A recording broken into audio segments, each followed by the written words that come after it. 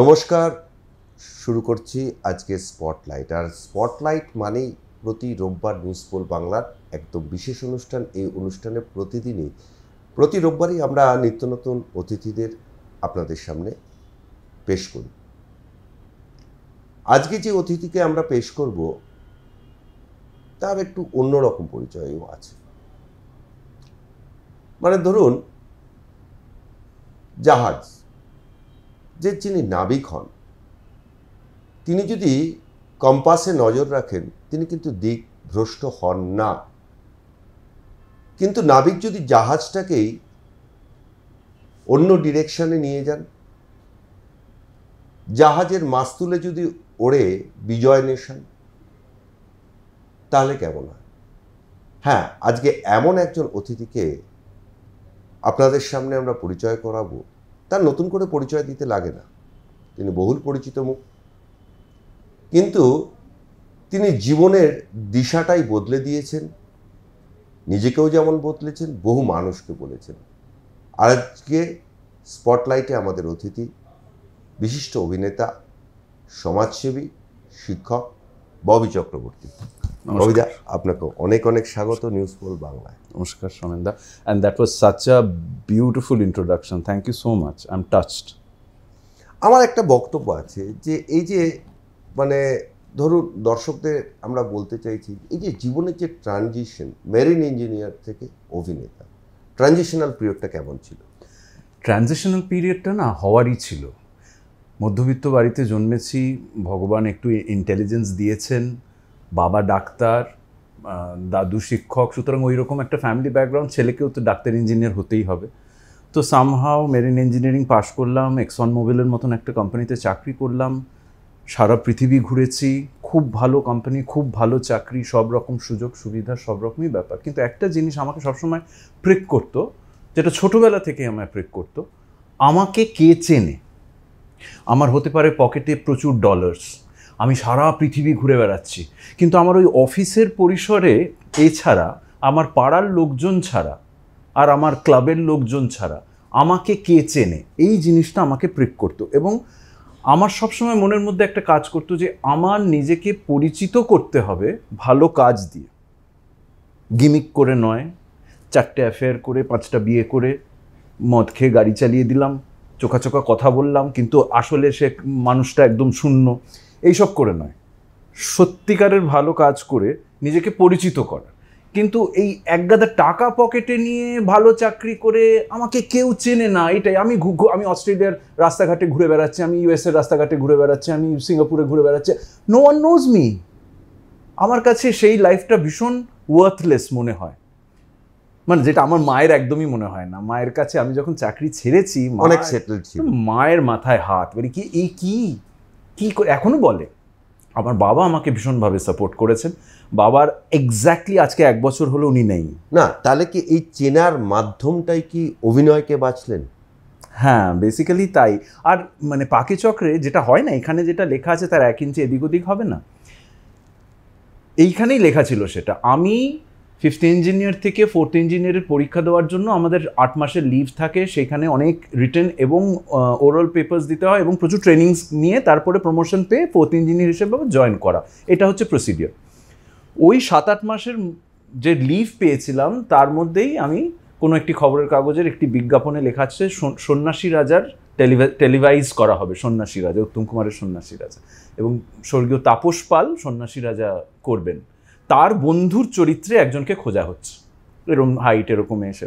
আমার কিন্তু তখন 92 কেজি ওজন, কিন্তু ওই যে সবসময় নিজেকে মনে হয় আমি খুব সুন্দর দেখতে।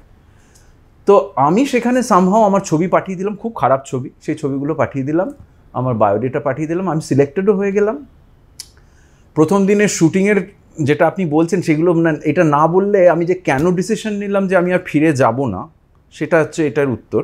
প্রথম দিনের শ্যুটিংয়ে আমি তাপস পালের সাথেই আমার সিন, যে ভাওয়ালের রাজা আবার ফিরে এসছে সন্ন্যাসী হয়ে, তাকে কাঠগড়ায় দাঁড় করানো হয়েছে এবং তার বন্ধু তার হয়ে প্রজাদের সামনে বুক ফাটিয়ে কাঁদছে এবং বলছে যে তোমাদের রাজা তোমাদের জন্য এত কিছু করেছে আর তোমরা তাকে ভণ্ড বলছো, এরকম একটা। আর ডাইরেক্টর ছিলেন সুখেন দাসের ছেলে রজত দাস, স্বর্গীয় রজত দাস। এবং প্রথম সিনেই আমি এত বেশি, আর কাকে সামনে দেখছি সোমেনদা, তাপস পাল মানে এটা যদি সত্যি মানুষ অভিনয় করা কাকে বোঝে, তাপসদার মতন অভিনেতা না হয় না।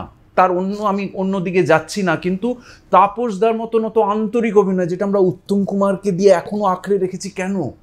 আরও তো অনেক দিকপাল অভিনেতারা আছে। উত্তম কুমারের যে আন্তরিকতা দর্শককে ছুঁয়ে যায় এখনো, এবং তাপসদার সেটা ছিল। তার দাদার কীর্তি, ভালোবাসা, যার গুরুদক্ষিণা, যার টিকিট আমরা ব্ল্যাকে কেটে, সে আমার সামনে যখন সিনটা হয়ে গেল আমি এত বেশি ইমোশনাল হয়ে গেছিলাম, এত ভালো হয়েছে। আমার পুরো একটা মনোলগ টাইপের ছিল। রজতদা এসে বললো ভালো হয়েছে, আমি তখনও ফুপিয়ে কাঁদছি। এবার হচ্ছে কফিনে, মেরিন ইঞ্জিনিয়ারের কফিনে শেষ পেরেকটা তাপস পাল আসলেন। আমি তো এরকম থর করে কাঁপছি। আমি দেখছি উনি হেঁটে এখানটায় আসলেন, এসে আমায় জিজ্ঞেস করলেন, এটা কি প্রথম কাজ? আমি তো উঠে দাঁড়িয়ে বললাম, হ্যাঁ স্যার প্রথম কাজ। ভীষণ ভালো, ছুঁয়ে গেল। এই যে বলে চলে গেলেন, বিশ্বাস করুন সোমেনদা, তারপরে আর আমি মনে করলাম যে আমি আর ফিরে যাব না। এটা হচ্ছে সেই শেষ পেরেক। না, এখানে তাহলে আরেকটা প্রশ্ন, যে বাংলা, হিন্দি আর ইংরেজি কোন মাধ্যমটা আপনাকে বেশি ছুঁয়ে গিয়েছে? সব মাধ্যমকে আমি ভীষণ আন্তরিকভাবে, আমি যেরকম মানুষ জানেন তো শোনেন না, আমি যেটাই কমিট করব, সেটা সম্পর্ক হোক বা কাজ হোক বা যেটাই হোক না কেন, আমি যদি নিজেকে 100% কমিট করতে না পারি, আমি যদি বুঝি আমি কমিট করব না, পারবো না, আমি তাহলে সেই কাজটা করব না বা সেই সম্পর্কে জড়াবো না বা সেই দিকে আমি যাবই না। সুতরাং যে কাজটাই করেছি, সেটা ইংরেজি হোক, হিন্দি হোক, বাংলা হোক, ভীষণ আনন্দের সাথে করেছি এবং 100% কমিটমেন্ট দিয়ে করেছি। কিন্তু প্র্যাকটিক্যালি বাংলায় যেহেতু বেশি কাজ করেছি, বাঙালি, হ্যাঁ বাঙালি, আর না বাংলায় যেহেতু বেশি কাজ করার সুযোগটা পেয়েছি বিভিন্ন চরিত্রে, সে কমেডি হোক, রোম্যান্টিক হোক, প্রোটাগনিস্ট হোক, অ্যান্টাগনিস্ট হোক, যাই হোক না কেন, ওইটা কোথাও একটা সামহাও অ্যাক্টর হিসেবে তো কখনোই স্যাটিসফাইড হওয়া যায় না, কিন্তু আমি অনেক বেশি সুযোগ পেয়েছি নিজেকে তুলে ধরার। না, এখানে আরেকটা প্রশ্ন আছে, যে সিনেমা, টেলিভিশন আর থিয়েটার, ববি চক্রবর্তীকে কোনটা বেশি টানে? এটা খুব ডিফিকাল্ট একটা কোয়েশ্চেন, কারণ তিনটে মাধ্যমই আমার এত প্রিয়, তিনটে মাধ্যমই যে কটা কাজ আমি যে কাজ করেছি আমাকে এত বেশি, আমি রেডিওতেও কাজ করেছি, আমি স্ট্রিট থিয়েটারও করেছি, ভেরি ডিফিকাল্ট। আমি যখন যেটা করি তখন সেটাকেই মনে করি যে সেটাই আমার সবচেয়ে বেশি প্রিয়। ওইটা যদি না থাকে না যে কোনো একজন আর্টিস্টের, তাহলেই সে নিজে মনের মধ্যে না ডিমার্কেশন করতে শুরু করে যে আমি তো টিভিতে কাজ করি বা আমি তো সিনেমাতে কাজ করি, এখন টিভিতে কাজ করছি, সুতরাং ওই মাথার মধ্যে ওইগুলো কাজ করে। আমি সব টিভি, সিনেমা, যাত্রা, রেডিও এসবকে আলাদা করে কিছু ভাবি না। আমার যেটা পেশা, যেটা আমার প্রফেশন, সেটাতে আমি ঝাঁপিয়ে পড়লে আমি 100% সেটাতে দেবো। সব কটাকেই আমি আমার নিজের সন্তানের মতন ভালোবেসে ঝাঁপিয়ে পড়ব। না, এখন তো আপনি একটা অভিনয় স্কুলে অভিনয়ের শিক্ষকতা করেন, তো সেই শিক্ষকতার সুবাদে যে তরুণ প্রজন্মের ছাত্রছাত্রীদের পাচ্ছেন, তাদেরকে ঠিক কীরকমভাবে নিচ্ছেন, কীরকম লাগছে তাদেরকে? খুব ডিফিকাল্ট, জানেন তো সোমেনদা, আজকের যুগে ছেলেরা মেয়েরা এত সহজে, তারা এত দিগ্ভ্রান্ত, এত ভার্চুয়াল ওয়ার্ল্ডে দে হ্যাভ বিকাম ফুলস, নির্বোধ বানিয়ে দিয়েছে তাদের, যে তারা ভাবছে যে খ্যাতিটা এইভাবে এসে যাবে, কোনো পরিশ্রম ছাড়া, কোনো কিছু না করে। ওই যে বাড়িতে বসে বসে ভুলভাল যা করছে তাতে লাইকস পাচ্ছে, ওইটাকে খ্যাতি ভাবছে। Recognition and being famous is not the same. পরিচিতি এবং খ্যাতি এক নয়। আমি একজন মানুষকে খুন করে আমি বিরাট পরিচিতি পেতে পারি, খ্যাতি পাবো না। বিখ্যাত আর কুখ্যাতর মধ্যে তফাৎ আছে, তুমি কোন কাজে পরিচিতি পাচ্ছ। তো একটা প্রবলেম যেটা আমি সবসময় ফেস করি এবং আমার ছাত্রছাত্রীদের সবসময় বলি, সম্রাট মুখার্জিও বলেন, যে ইজিলি সব কিছু আসে নেই, যে আমরা যেখানে এত রোগড়ে, এত ঘষে অনেস্টলি যদি এক জায়গায় পৌঁছতে হয়, অনেস্টলি ওই 38 কোটি 40 কোটি BMW, মার্সিডিজ যা খুশি তাই করে, এখানে ফ্ল্যাট সেখানে ওই সব করে নয়। অনেস্টলি আমি রাত্রিবেলা ঘুমোতে যাব আমার শির দ্বারা সোজা করে, আমি কারোর কাছে বিক্রি হয়ে যাইনি, সেটা আমার কাছে অনেক, আমার দরকার নেই আমার মার্সিডিজ, আমার BMW, আমার 38 কোটি 40 কোটি, আই ডোন্ট ওয়ান্ট ইট। আমি আমার সম্মানী। তো যেটা বলছিলাম যে খুব ডিফিকাল্ট, তারা মনে করে খ্যাতি খুব ইজিলি আসে, তাই জন্য হার্ড ওয়ার্ক করতে চায় না, পরিশ্রম করতে চায় না। আমার তখন একটা বিরাট দায়িত্ব হয়ে যায় যে তাদের বোঝানো যে পরিশ্রম না করলে সেই যে পরিচিতিটা তুমি পাবে পরিশ্রম করে, তার একটা অন্য মজা, তার একটা অন্য শেলফ ভ্যালু আছে। সেই জায়গাটা এখনকার ছাত্রছাত্রীরা অনেকটা নিতে পারছে না হয়তো। সেটা আমার করতে হচ্ছে অ্যাজ আ শিক্ষক, আমার দায়িত্ব। মানে এই জায়গাটা আপনি খামতি আছে, আমার দায়িত্ব সেটাকে পূরণ করা বা তাদের সেই মানে ঠিক লাইনে ঠিক পথে নিয়ে আসা। আমি আমার এই শিক্ষকতা এই মেথড অ্যাক্টিংয়ের টিচিংয়ে আমার গত 13 বছরের অভিজ্ঞতা আমি এমন অনেক উদাহরণ দেখেছি। যেমন একটি উদাহরণ এই মুহূর্তেই জগদ্ধাত্রীতে যে ছেলেটি সৌম্যদীপ মুখার্জি, যে ছেলেটি অভিনয় করে, সে আমাদেরই ছাত্র, আমারই ছাত্র। ও কিন্তু ক্লাসে প্রথমে যখন এসেছিল ওকে ভীষণ মনে হচ্ছিল হালকাভাবে নেয়। আমি প্রচণ্ড বকা দিয়ে প্রচণ্ড করে তখন কিন্তু ও বুঝতে শুরু করে গট ইজ ডিউ। ও কিন্তু পরিশ্রম করতে শুরু করলো এবং he came in the good books. আমরাই ওকে পুশ করতে শুরু করলাম বিভিন্ন জায়গায়, যখন দেখলাম যে হ্যাঁ ও বুঝতে পারছে যে না এত ইজিলি আসবে না। তো ওইটা একটা বিরাট বড় জিনিস ফেস করি, যে খ্যাতিটা খুব ইজি, কারণ এরা না দিকভ্রষ্ট হয়ে গেছে, এরা নির্বোধ হয়ে গেছে, মানুষ নির্বোধ হয়ে গেছে এই সোশ্যাল মিডিয়ার যুগে, একদম নির্বোধ হয়ে গেছে, যা খুশি তাই করছে অনলাইন। আপনারাও দেখতে পাচ্ছেন, আমরাও দেখতে পাচ্ছি, এবং তার ভুক্তভোগী হচ্ছে বাচ্চারা। এমন জায়গায় আমরা পৌঁছে যাচ্ছি, একটা অন্ধকার সমাজের দিকে আমরা এগিয়ে যাচ্ছি। এখানে একটু মানে টুইস্ট রয়েছে ববি চক্রবর্তীর জীবনে, যে ববি চক্রবর্তী শুধুমাত্র অভিনয় বা অভিনয় শিক্ষার সঙ্গে জড়িত নন, তিনি একটি বেসরকারি বিশ্ববিদ্যালয়ের আন্তর্জাতিক বোর্ডেরও মেম্বার। ফলে শিক্ষা ব্যবস্থার সঙ্গেও কিন্তু আপনার একটা মেলবন্ধন ঘটেছে বিগত দিনগুলোতে, এবং এখনও সেটা বর্তমান। এই যে শিক্ষক হিসেবে একদম বিশ্ববিদ্যালয় প্রাঙ্গণে যখন ছাত্রছাত্রীরা আসছে, তাদের ভিতর কি একটু কোথাও কীরকমভাবে তাদেরকে দেখছেন? ভ্যালু বেসড কি কোথাও একটা না, যে গ্রাসরুট লেভেল থেকেই বাচ্চারা এত করাপ্টেড হয়ে যাচ্ছে, গ্রাসরুট লেভেল থেকে। এখানেও সে একই ব্যাপার, যে আমাকে পড়াশুনো করে পরীক্ষা দিতে হবে, আমার নিজের ক্রেডিটে নিজের ট্যালেন্টে আমার ভালো মার্কস পেতে হবে। এখন তো এত করাপ্টেড, চিটিং, ঘুষ দিয়ে পাশ করা, এটা এত রন্ধ্রে রন্ধ্রে ঢুকে গেছে। সুতরাং সেখানেও একটা ডিফিকাল্টি সবসময় ফেস করতে হচ্ছে। ওরা মনে করছে যে কোনো ছাত্রছাত্রী, এটা আমার অভিনয়ের শিক্ষকতায় হোক বা এখানে যেটা বিশ্ববিদ্যালয়ের কথা বলছেন সেখানে academic advisory, international academic advisory বোর্ডের মেম্বার হওয়ার সেই সূত্রেও আমি দেখতে পাচ্ছি, যেহেতু আমি একটা ভীষণ ঝাঁ চকচকে ইউনিভার্সিটিতে চলে এসেছি, সাংঘাতিক দারুণ ইউনিভার্সিটিতে চলে এসেছি, সেইখানে আসা মানেই কিন্তু আমি ওই যে আমাদের এই ইউনিভার্সিটিটায় একটা যে সবসময় এখন অ্যাডভার্টাইজ করছে, আমাদেরই একজন স্টুডেন্ট 1 কোটি টাকার LPA-তে চান্স পেয়েছে গুগল কোম্পানিতে। ওরা ভাবছে যে এসেই আমি ওর মতন হয়ে যাব, বিকজ আমি এই জায়গাটায় চলে এসেছি। না, তোমাকে পরিশ্রম করতে হবে, তোমাকে পড়াশুনো করতে হবে, তোমাকে পরিশ্রম করতে। সুতরাং আমি এটাতে ভীষণভাবে জোর দিই, যা পলিসিস তৈরি হয় বা আমি যেখানে যেখানে আমি পারি সেইখানে কিন্তু এটা ভীষণভাবে ওদের মাথায় ঢোকানোর চেষ্টা করি, যে তুমি অনেক টাকা দিয়ে একটা দারুণ বিশ্ববিদ্যালয়ে এসছো মানেই যে তুমি সাংঘাতিক প্লেসমেন্ট পেয়ে যাবে না, তোমার কিন্তু খাটতে হবে, খাটলে তুমি অনেক দূর যেতে পারো। এটা তো গেল ওনার শিক্ষাঙ্গনের একটা দিক, কিন্তু ববি চক্রবর্তীর জীবনের আরও একটা দিক হচ্ছে যে উনি এই আসক্তি, সমাজে অ্যাডিকশন বাড়ছে বিভিন্ন ধরনের, সে ছোট থেকে বয়স্ক মানুষ সবাই কিন্তু বিভিন্ন ধরনের মাদকাসক্ত বা আসক্তির মধ্যে তারা রয়েছেন। তো এই বিষয়ে তো আপনি অনেক দিন ধরে কাজ করছেন, এটা একটা বিরাট সামাজিক ব্যাধিতে পরিণত হয়েছে বর্তমান দিনে।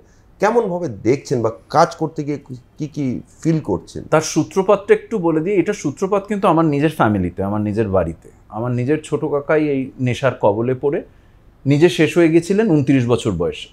কিন্তু সোমেনদা, একজন শেষ হয় না, অনেকে শেষ, পুরো পরিবারটা শেষ হয়ে যায়। সে যাওয়ার আগে না সব কিছু ধ্বংস করে দিয়ে চলে গেছে পুরো। আর আমার ছোট বয়সে আমি এত খারাপ জিনিস দেখে বড় হয়েছি, এত খারাপ জিনিস, এত নাইটমেয়ার্স, এখনও দুঃস্বপ্নের মতন।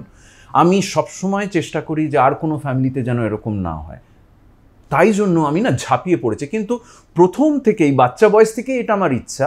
কিন্তু আমি দেখেছি আমার ছাত্রাবস্থায়, আমি যখন মেরিন ইঞ্জিনিয়ারিং পড়েছি বা আমি যখন চাকরি করেছি, তখন আমার কথা কেউ শোনেনি। কে শুনবে? কাকে আপনি বলবেন যে সিগারেট খেও না, মদ খেও না, গালাগালি দিও না, পর্নোগ্রাফি দেখো না, করলে এই হবে? তো তোমাকে 3টে থাপ্পড় মেরে দেবে, যা ভাগ এখান থেকে।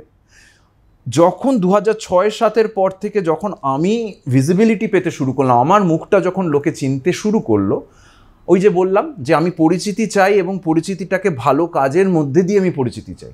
আমি কিন্তু চাইলে না যে কোনো অন্যান্য অ্যাভারেজ অ্যাক্টরের মতন খুব ইজি লাইফ লিড করে ফেলতে পারতাম। এই তো পয়সা এসে গেছে, এই তো পরিচিতি এসে গেছে, আবার কে যাবে কোথাও? আমি তো এই কাজটা বিনা পয়সায় করি। আমি কারোর কাছে সমাজসেবা, আবার কি টাকা দিয়ে সমাজসেবা? সমাজসেবা has become the biggest scam, সবচেয়ে বড় স্ক্যাম। সমাজসেবা করে মানুষ কোটি কোটি কোটি কোটি কোটি টাকা রোজগার করছে। আমি এক পয়সা চাইনি কারোর কাছে, চাইবও না। ওইটাই সমাজসেবা, ওইটাই আমার চ্যালেঞ্জ। তো সেইটা আমি চেষ্টা করলাম 2006-07 থেকে খুব অর্গানাইজড ওয়েতে স্কুল, কলেজ, ইউনিভার্সিটি, গ্রাম, শহর, দেশে বিদেশে সবাইকে প্রপোজালস পাঠাতে শুরু করলাম যে আমার এরকম 2-2.5 ঘন্টার একটা অ্যাওয়ারনেস প্রোগ্রাম, যেটা খুব এন্টারটেইনিং।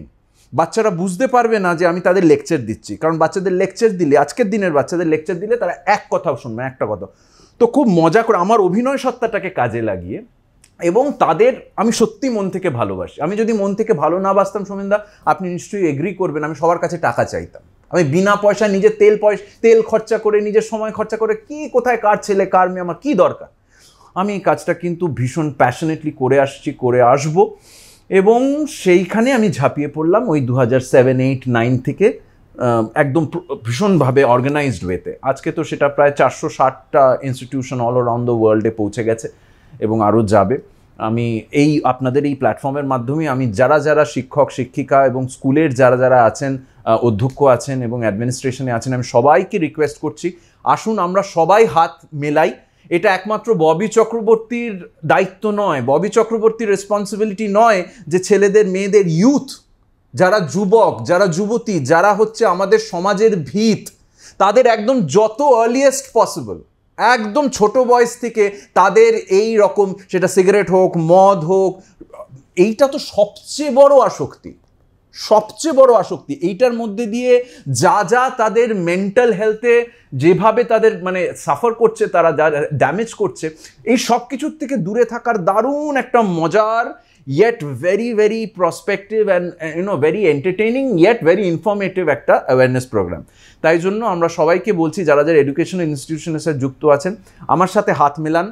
আমরা সবাই আসুন, এটা আমার একার কাজ নয়, সবাই আমরা হাত মিলিয়ে ঝাঁপিয়ে পড়ি, যাতে কিনা অ্যাটলিস্ট চেষ্টাটা করি। ওই ড্রয়িং রুমে বসে আজকালকার ছেলেমেয়েরা না বাবা যা খারাপ হয়ে গেছে, আর ওইটা না বলে আজকালকার ছেলেমেয়েরা যাতে খারাপ না হয় সেই জন্য ঝাঁপিয়ে পড়ি একদম ছোট বয়স থেকে। তাই জন্য আমার অ্যাওয়ারনেস প্রোগ্রামটা ওই ক্লাস 6-7 থেকে আমি স্টার্ট করি। ওই টার্গেট অডিয়েন্সটা ওইটাকে আমি রাখি প্রথম 6-7-8-9, যেখান থেকে ছোট বয়সে যেখান থেকে শুরু হয়, যেখান থেকে শুরু হয় সবকিছু, আমি সেইখানে, it's a preventive awareness programme, সেইখানে যদি আমি না করতে পারি, অ্যান্ড আই হ্যাভ সোমেনদা ইননিউমারেবল লাইফ চেঞ্জিং স্টোরিজ। গত 13 বছরে আমি যদি লাইফ চেঞ্জিং স্টোরিজগুলো না পেতাম, ওইগুলোই আমার টাকা, ওইগুলোই আমি পেয়েছি সম্পদ হিসেবে আমার এই কাজটা। হ্যাঁ, ওইগুলো যদি না পেতাম তাহলে আমি এগিয়ে যেতে পারতাম না। এবং এটাকে আমি যতদিন বেঁচে থাকবো, যতদিন আমি থাকবো, ততদিন আমি এটা করে এগিয়ে নিয়ে যেতে চাই। কারোর সহযোগিতা পাই না পাই, আই ডোন্ট কেয়ার। না, একের পর এক সম্মান পেয়েছেন ববি চক্রবর্তী, কখনো রাজ্যপাল, উপরাষ্ট্রপতি বা বিভিন্ন সমাজের বিভিন্ন স্তর থেকে একের পর এক সম্মান ঝুলিতে এসছে, কিন্তু কোথাও কি গিয়ে সেই সম্মান, কোথাও কি গিয়ে কোনো আক্ষেপ আছে এখনো জীবনে? সোমেনদা, that was a very nice question. আমি যে কোনো পুরস্কার, যে কোনো সম্মান নতমস্তকে আমি গ্রহণ করেছি, কিন্তু প্রত্যেকটা পুরস্কার, সেটা উপরাষ্ট্রপতি আমাদের বা গভর্নরের কাছ থেকে আমি যে 2বার পেয়েছি, সে দালাই লামা হোক, যে কলকাতা পুলিশ হোক, আমি সবার কাছ থেকে আমি সেই রেকগনিশনটাকে নতমস্তকে গ্রহণ করেছি ঠিকই, কিন্তু আমি নিজেকে কমপ্লেসেন্ট করিনি মানে আমি নিজেকে এই দেখো আমি পুরস্কার পেয়ে গেছি, এই দেখো, আমি নিজেকে বলেছি it is just a boost, তোমাকে আরও অনেক দূর এগিয়ে নিয়ে যেতে হবে, সেইটার এটা হচ্ছে বুস্ট, এটা হচ্ছে তোমার ট্যাঙ্কে আরেকটু তেল ঢালা হলো।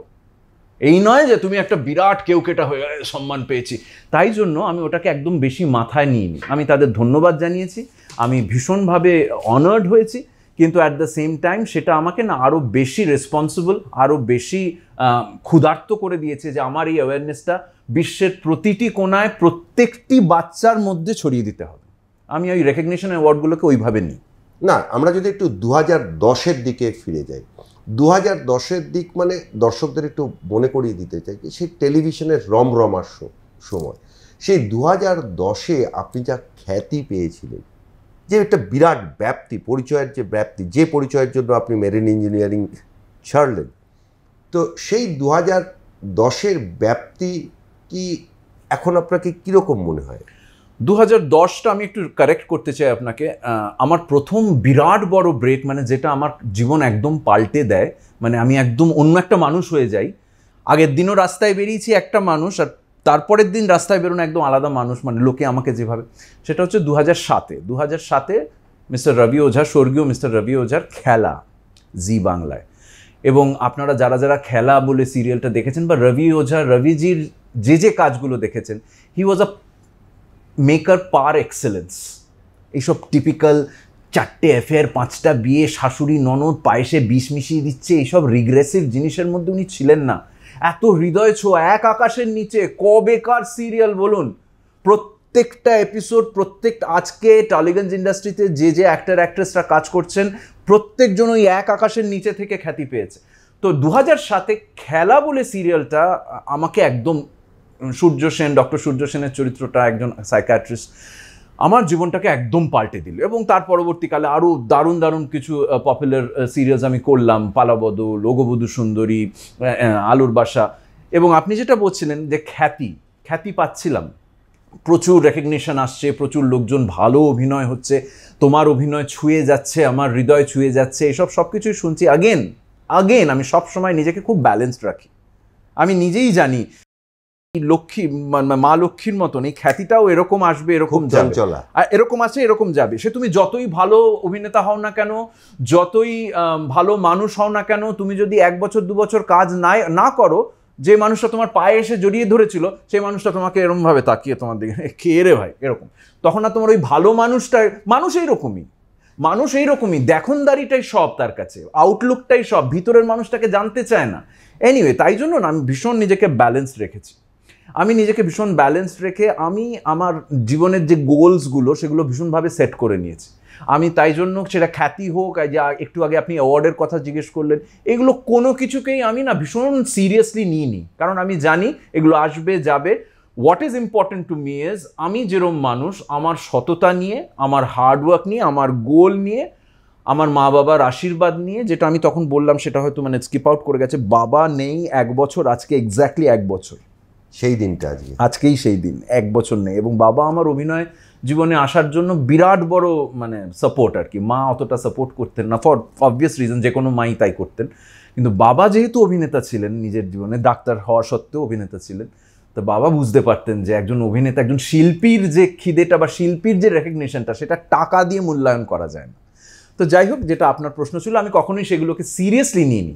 I am ready for everything. What is important to me, আমি যেরকম মানুষ, সেই রকম মানুষ হয়ে মাথা উঁচু করে বেঁচে থাকতে চাই, ব্যাস। কিন্তু এখনকার দিনে একটা চালু কথা হচ্ছে যে কন্টেন্ট ইজ কিং নাও। এই যে বিভিন্ন ধরনের ওয়েব সিরিজ এই বিষয়গুলোকে আপনার ঠিক কেমন ভাবে? ভালো তো, কন্টেন্ট ইজ কিং তো ভালো, কিন্তু কন্টেন্টটা যদি শুধু সেক্স অ্যান্ড ভালগারিটি এবং অশ্লীল কথাবার্তা এবং অশ্লীল হরকতে, এইটা যদি কন্টেন্ট হয়, দেন আই এম সরি। শুনুন না, আমাদের বাংলায় it's such a literature rich state, এত রকমের লিটারেচার আছে, যে কোনো সায়েন্স ফিকশন থেকে শুরু করে, রোম্যান্স থেকে শুরু করে, পলিটিক্যাল ড্রামা থেকে শুরু করে, হরর থেকে শুরু করে, ডিটেকটিভ থেকে সেইখানে এইসব নির্বোধগুলো যারা পড়াশুনো করে না, এটা একটা তো পুরো সমাজ গড়ে উঠছে, অশিক্ষিত সমাজ, যারা বই পড়ে না, যারা কবিতা পড়ে না, যাদের জেনারেল নলেজ নেই, তারা তো ওই বানাবে। তারা তো সেক্স ছাড়া আর ভালগারিটি ছাড়া, অবসিনিটি ছাড়া আর গালাগালি ছাড়া কিছুই জানবে না। এবং তাদের হাতে যখন পাওয়ার আসবে, টাকা আসবে, তারা ওই কন্টেন্ট বানাবে। I am sorry, that is not the content. আমি তার এগেনস্টে বলছি না, I am telling that is not only the content,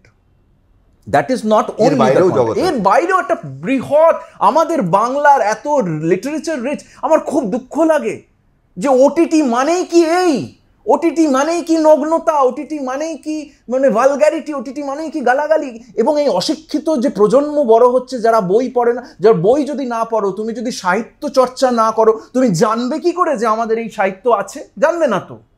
তুমি যদি সিনেমা না দেখো, তুমি যদি দেশ বিদেশের সিনেমা না দেখো, তুমি যদি তোমার ওই পরিসরেই থাকো, তুমি ওইটাই জানবে। তুমি যেরকম, তুমি তাই বানাবে, এবং তাই হচ্ছে। সুতরাং আমার বক্তব্য হচ্ছে, যেটা বাইরের হলিউডে যেরকম নেটফ্লিক্স যেটা করছে, এত সাংঘাতিক কন্টেন্ট তৈরি করছে বিভিন্ন রকমের, আমি চাই যে এখানেও সেই রকম বিভিন্ন রকমের কন্টেন্ট তৈরি হোক বাংলায়। না, এই জায়গা থেকে একটা প্রশ্ন আছে যে আবার একটু আমরা কিন্তু সেই সমাজ সচেতনতায়, কেননা ববি চক্রবর্তী মানে কিন্তু একটা সামাজিক বার্তা, একটা সামাজিক মঙ্গলের দিকটা এখন আমাদের খুব প্রায়োরিটি দিতে হচ্ছে, যে সেই জায়গায় দাঁড়িয়ে যে শিশু এবং কিশোরদের জন্য ছোট্ট পরিসরে 1-2 লাইনে একটা অ্যাডভাইস দিন না, কি করা উচিত? বাবা মারা মোবাইল আসক্তি থেকে কিছুতেই ছাত্রছাত্রীদের বের করতে পারছেন না। আমি তাদের, যেটা আমি স্কুলে সব জায়গায় গিয়ে বলে থাকি, আমি এদের একটা ফর্মুলা বলে থাকি, উইচ ইজ HCF, যেটা আমরা ছোটোবেলায় পড়েছি, হাইয়েস্ট কমন ফ্যাক্টর, HCF। কিন্তু আমার প্রোগ্রামে আমি এই HCFটাকে একটু পাল্টে সেটাকে হেলথ, ক্যারিয়ার, ফ্যামিলি করে দিয়েছি। এবং তাদের আমি সেটা বুঝিয়ে দিয়েছি যে তিনটে ভীষণভাবে একটার সাথে একটা যুক্ত। তুমি যদি এই ছোট বয়সে, এই 13, 14, 15, 16 বছর বয়সে, অ্যান্ড হেলথ মানে শুধু তোমার ফিজিক্যাল হেলথ নয়, তোমার মেন্টাল হেলথ, এবং ফিজিক্যাল এবং মেন্টাল হেলথটা যদি পড়ে যায়, এই এইজটা যদি পড়ে যায় এবং নিম্নগামী হয়, তাহলে তোমার সিটা নিম্নগামী হতে বাধ্য। তুমি অসুস্থ মস্তিষ্ক নিয়ে, অসুস্থ শরীর নিয়ে তুমি জীবনে কিচ্ছু ভালো কাজ করতে পারবে না। হতে পারে তুমি দারুণ স্টুডেন্ট, তুমি কোটি কোটি টাকার কোনো ফ্যামিলির ছেলে বা মেয়ে, তোমার মা বাবার সাংঘাতিক পাওয়ার, তুমি কিচ্ছু করতে পারবে না তোমার লাইফে যদি এই এইজটা যদি বরবাদ হয়ে যায়। এবং এই এইজটা, এবং সেটা যদি বরবাদ হয়, দ্য নেক্সট ওয়ার্ড যেটা বরবাদ হয় সেটা হচ্ছে ফ্যামিলি, F। তো এইটাই আমার একটা, মানে খুব ছোট ভাবে বা সামারাইজ করে যদি আমি সংক্ষেপে বলতে চাই, এই HCFটা মাথায় রেখে জীবনযাপন করো। যে প্রাথমিক আমার প্রায়োরিটি হচ্ছে আমার হেলথটাকে বজায় রাখা, আমার মেন্টাল এবং ফিজিক্যাল হেলথ। ফিজিক্যাল হেলথ মানে আমি আমার শরীরে কোনো কেমিক্যালস ঢোকাবো না, আমি এইখানে এমন কিছু ঢোকাবো না এই স্মার্টফোনের মাধ্যমে যেটা আমাকে কৃতদাস করে দেয় স্মার্টফোনের। আমার জীবন, আমি মানুষ, আমার মান আছে, আমার হুঁশ আছে, আমার জীবনে অনেক কিছু করার আছে, এইটা দিয়েও আমার অনেক কিছু করার আছে। Internet has given us such big পাওয়ার। সেই পাওয়ারটাকে কেন ভালো কাজে লাগাবো না? এটা কেন আমি পর্নোগ্রাফি দেখার জন্য শুধু ইউজ করবো? আমাকে বলুন তো, এটা কেন আমি শুধু জুয়া খেলার জন্য আমি ইউজ করব? আর তাতে মানে সমাজটাই তো বিপথে চলে গেছে। সমাজে যাদের সবাইকেই আইডল হিসেবে আপনারা সবাই, এই যে আমি প্রেসকে ভীষণভাবে দোষ দিই, আমি বলি যে তোমরা হচ্ছে the fourth wall of democracy. তোমরা যদি একটা মানুষের পিছন ছোট, সেই মানুষটা হতে পারে অন্য কোনো ভাবে তার অনেক গুণ আছে, কিন্তু সেই মানুষটা ব্লেটেন্টলি সিগারেট, মদ, গুটকা এবং এসব জুয়া খেলা, সাট্টা খেলার অ্যাডভার্টাইজ করে যাচ্ছে, ওপেনলি দেখতে পাচ্ছেন তো। IPL খুললেই শুধু জুয়া খেলা, এবং নামি সব মুখ তারা অ্যাডভার্টাইজ করে যাচ্ছে। কিন্তু দুঃখের ব্যাপারটা হচ্ছে সেই মুখটা মেসেজ দিয়ে যাচ্ছে ছেলে মেয়েদের, আসো জুয়া খেলো, জীবনটা শেষ করে দাও। জুয়া খেলা মানে তো রিস্কে লাইফ লিড করা, কোনো অ্যাম্বিশন নেই, সে শুধু রিস্কে লাইফ লিড করছে, লটারির টিকিটের মতো। সে একদম গুটকা খাও, এই দেখো আমি খাচ্ছি তুমিও খাও, এই দেখো সিগারেট, এই দেখো মদ, আমি খাচ্ছি তুমিও খাও। কিন্তু দুঃখটা হচ্ছে সেই মানুষটাকে আর আমাকে যদি রাস্তায় একসঙ্গে দেখা যায়, অধিকাংশ মানুষ, আমার এটা বলতে লজ্জা নেই, এই দিকেই ছুটবে হা হা হা হা করে, কারণ মানুষ নির্বোধ হয়ে গেছে। কে সেলিব্রিটি কথাটার মানে কি সৌমেনদা? সেলিব্রিটি কথাটার মানে হচ্ছে I need to celebrate this person. যে সমাজের ক্ষতি করছে তাকে নিয়ে আমি কিসের সেলিব্রেট করব? মানুষ তো এটাই বুঝছে না। এবং এদের এত বেশি ক্ষমতাশীল করে দিচ্ছে, এত বেশি ক্ষমতাবান করে দিচ্ছে, দে ডোন্ট কেয়ার। ওদের কাছে ওরা টাকা পেয়ে যাচ্ছে, আরে মানুষ মরুক, আমাদের কি? অথচ তাদেরই পুজো করছে সবাই পায়ে পড়ে, এবং সমাজটা আস্তে আস্তে এইরকম মানুষে ভর্তি হয়ে যাচ্ছে, এবং আস্তে আস্তে it is being carried on to the kids, to the চিলড্রেনরাও ভাবছে আরে ভালো কাজ করে লাভ কি, আরে পড়াশুনো করে লাভ কি, এই দেখ না, এদের দেখ না, বাবা এই দেখ, এ অমুক তমুক। কার নাম নেব? বাংলা থেকে, মুম্বাই থেকে সবাই, কার নাম নেব? যাদের একদম পুজো করেন আপনারা, সবাই পুজো করেন, এই আপনারাও পুজো করেন, সবাই এত ক্ষতি করে যাচ্ছে, কেউ একটা প্রশ্ন করে, তাদের দেখলে একদম জিভ বার করে পায়ের উপর পড়ে যাচ্ছে। না, এখান থেকেই তাহলে আরো একটা প্রশ্ন করতেই হয়, তাহলে এই যে ববি চক্রবর্তী কি স্বপ্নটা দেখছে যে দিন বদলের সব স্বপ্ন, যে একদিন সূর্যের ভোর হবে? নিশ্চয়ই। I am a very very very positive person. আমার জীবনে আমি যা পেয়েছি সৌমেনদা, আমি সেইগুলোকে সেলিব্রেট করি সবসময়। আমি যা পেয়েছি, যা পাইনি, আমার সাথে প্রচুর অবিচার হয়েছে। বুঝতেই পাচ্ছেন আমি যেরকম মানুষ, অনেস্ট পারসন। আমি যেরকম মানুষ, কাউকে তেলাই না, কাউকে ফ্ল্যাটার করি না, আমি কাউকে কোনো মেয়ে ছেলে কিচ্ছু সাপ্লাই দিই না, কারোর সাথে মদ নিয়ে আমি বসে আড্ডা মারি না। সুতরাং আমার ক্ষেত্রে জীবনযাপন করাটা ইজ ভেরি ডিফিকাল্ট আজকের সমাজে। I don't care. আমি তা সত্ত্বেও যা যা পেয়েছি আমার লাইফে, আই থ্যাংক গড। এবং সেইটা নিয়ে যে আপনি হোপের কথাটা বললেন, আশা নিয়ে যদি আমি না বাঁচি, আশা is the only weapon that you have. Hope is the only weapon, only অস্ত্র আপনার কাছে যেটা আছে। আমরা কাল কি হবে জানি না। আমি যদি আজকেই ভেবে নিই কালটা অন্ধকার, তাহলে তো বাঁচতেই পারবো না। ভগবান সেইভাবেই সব কিছু সাজিয়েছে। আমি কালটাকে সবসময় আলোকিত ভেবেই এগিয়ে যাই। তাতে কিছু পেলাম, কিছু না পেলাম, ওই যতটুকু পেলাম সেটাই আমার সেলিব্রেশন, সেটাই আমার পরশু দিন ঘুম থেকে ওঠার তাগিদ। আমরা আমাদের একদম সাক্ষাৎকারের একদম শেষ পর্যায়ে একদম শেষ প্রশ্ন রাখব আপনার কাছে, যে দিন বদল করেছেন, জীবন বদল করেছেন, অনেক জায়গাকেও অনেক মানুষকেও পরিবর্তন করেছেন, কিন্তু আগামী দিনে আপনাকে, আপনার অনুরাগীরা নিশ্চয়ই অনেক ফিডব্যাক আসে আপনার কাছে, ঠিক কী হিসাবে দেখতে চান? যেই রোলে আমি এখনো পর্যন্ত সেই মানে ইমেজগুলো নিয়ে আমি এখনো পর্যন্ত এগিয়ে এসেছি। এক, অভিনয় শিক্ষকতা, সেটাকে তো আমি ভীষণ রকমভাবে ভালোবাসি। আমি অভিনেতাদের তৈরি করি, নতুন নতুন অভিনেতা অভিনেত্রীদের জন্ম দিই, সেটা নিয়ে আমি তো এগিয়ে যেতে চাই। আমার এই যে I am the king of my mind নামক যে আমার যে সামাজিক সচেতনতা প্রোগ্রামটা, সেইটাকে আমি সারা পৃথিবীতে ছড়িয়ে দিতে চাই। প্রত্যেকটি বাচ্চার মনে আমি এই অ্যাওয়ারনেসটা ঢোকাতে চাই, এই আশা নিয়ে আমি বাঁচি। এবং অভিনেতা হিসেবে আমার যে সেইটা হচ্ছে, আপনি লক্ষ্য করে থাকবেন যে কয়েক বছরে না আমি খুব কনসিয়াসলি আমি টেলিভিশনটাকে না বলে দিয়েছি। কারণ একটা ছোট্ট জিনিস বলি এখানে, যদি একটু সময় থাকে আমি ছোট্ট জিনিস বলি, যে একটা না কনস্পিরেসি কাজ করে। কি কনস্পিরেসি? দেখুন, আপনি তো দেখেন, আপনি টিভি দেখেন, আপনি দেখেন কত ভালো ভালো অভিনেতা অভিনেত্রীরা না ওই নন অ্যাননিমাস কাজ করে হারিয়ে যাচ্ছে। দারুণ দারুণ অভিনেতা অভিনেত্রী, তাদের কাছে ওইটা কনস্পিরেসি, তাদের কাছে ওটা ট্র্যাপ। বাঁচতে যদি হয় তোমাকে এইটাই করতে হবে।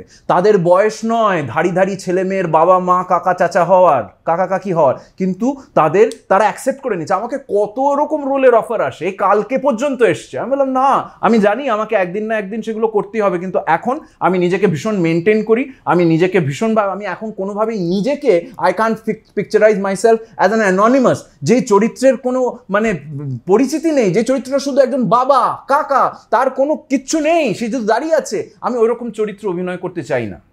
এবং যে ধাড়ি ছেলে মেয়ের বাবা মা কাকা চাচা হওয়ার দিন পড়ে আছে।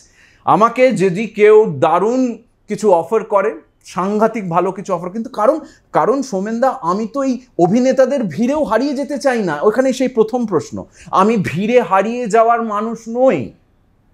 আমাকে অনেকে একদম ওপেনলি থ্রেট করেছে, তুমি আমাকে না বললে তো দেখো, তার মানে আমাকে আর সে কাজ দেবে না। I don't care. ওই উনি আছেন, এখানে যা লেখা আছে 1 ইঞ্চি এদিক হবে না, 1 ইঞ্চি ওদিক হবে না।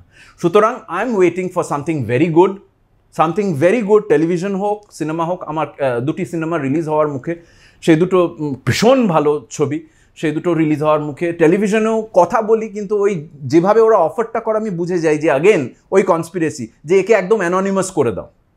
ওই আরও ভালো ভালো সাংঘাতিক ফাটাফাটি, আমার দুঃখ লাগে তাদের দেখে, তাদের আমি ভীষণ ভালোবাসি, তারা আমার খুব কাছের, অথচ দেখো তারা ওই কনস্পিরেসির শিকার, এবং তারা হারিয়ে গেছে, তারা ফুরিয়ে গেছে। এখন শুধু ওই ডায়লগ বলতে হবে, বলে দে। এত খারাপ লাগে, আমি না সেই ভিড়ের মধ্যে হারিয়ে যেতে চাই না। একদম। অনেক অনেক ধন্যবাদ আপনাকে নিউজ পোল বাংলার স্টুডিওতে আসার জন্য এবং নিউজ পোল বাংলাকে সময় দেওয়ার জন্য। তো যে জায়গাটায় আমরা শুরু করেছিলাম, আসলে তো নাবিক সমুদ্রে অনেক ঝড়ঝাপটা দেখেছেন, তারপরেও কিন্তু কম্পাসের কাঁটা ঠিক রেখে, কম্পাসের কাঁটায় চোখ রেখে, চোয়াল শক্ত করে সমুদ্র থেকে যেমন বন্দরের দিকে ফিরে এসেছেন, ঠিক তেমনই জীবনের স্রোতে চড়াই উতরাই থাকা সত্ত্বেও মাথা সোজা করে, মেরুদণ্ড সোজা রেখে আগামী দিনের দিন বদলের স্বপ্নই দেখছেন অভিনেতা ববি চক্রবর্তী। অনেক অনেক ধন্যবাদ আপনাকে। নিউজ পোল বাংলার সব প্রত্যেক দর্শককেও আমার তরফ থেকে অনেক অভিনন্দন এবং ভালোবাসা। ভালো থাকবে। আজকের স্পটলাইট এই পর্যন্ত। সমস্ত খবর এবং আপডেটের জন্য চোখ থাকুক নিউজ পোল বাংলায়। নিউজ পোল বাংলা, খবর বিশ্বজুড়ে।